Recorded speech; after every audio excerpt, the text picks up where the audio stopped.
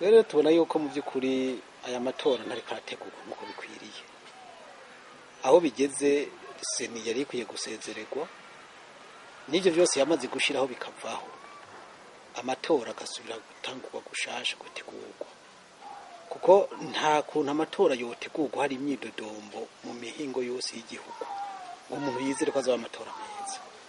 Nta matora yotegurwa harimo gukumira kwaba no gutonesha bariya uvuga ngo n'amatora azonwanisha abarundi. Biragaragara neza yuko integuro ni ukuyonona kugira ngo abari ku butegetsi bagume bari kuri bwo, atari uko batwaye neza igihugu, ariko ari uko bo baguma baronka inyungu ziwabo, abandi banyagihugu nabo bagwabiye. Rero amatora hakenewe sayo tubona bariko barategura gutya kuntu bariko barategura, hakenewe amatora yofasha abarundi kunwana koko, hakenewe amatora yoha uburenganzira umurundi wenyene ubwiwe kwitorera abamurongora, apana amatora yukukuremeka ko naka bwirizwa gutora urya. Ayo se amatora ntabakira amatora na buhoro buhoro, ni igitugu kiba kiriko kirakora, yaba sesi yaba sepi yaba seni, nta matora atunganye bashoboye gutegura.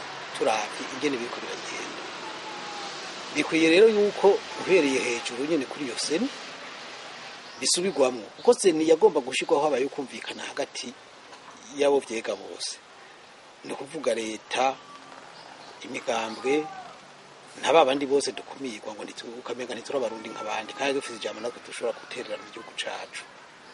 Seni ukuntu ijaho usomye ubwirizwa shingiro ishirwaho n'itegeko, nishirwaho n'itegeko ry'umukuru w'igihugu, bashizweho n'ingingo y'umukuru w'igihugu cyo bita mu gifaransa décret loi. Aho rero baca bakorera ku gitsure cyonyene kubagena ivyo ashaka n'ivyo bakora. Uyu munsi urabona yuko bariko barashira hejuru umugambwe CNDD-FDD, abandi bose bibagiwe bibakumiriwe. Wumvise ko no munsi ababishizwemwo baravuga bati ni CNDD n'abacuditse nayo, ati abandi bobo nta kirimwo. Urumva rero ayo matora ari mu imyidodombo ingana gutyo, twokwizira ko yoba amatora meza gute? Kuko urumva muri icyo gihe bagiyemwo ari bonyene n'abacuditse nabo kuyatsinda yari byoroshe cyane.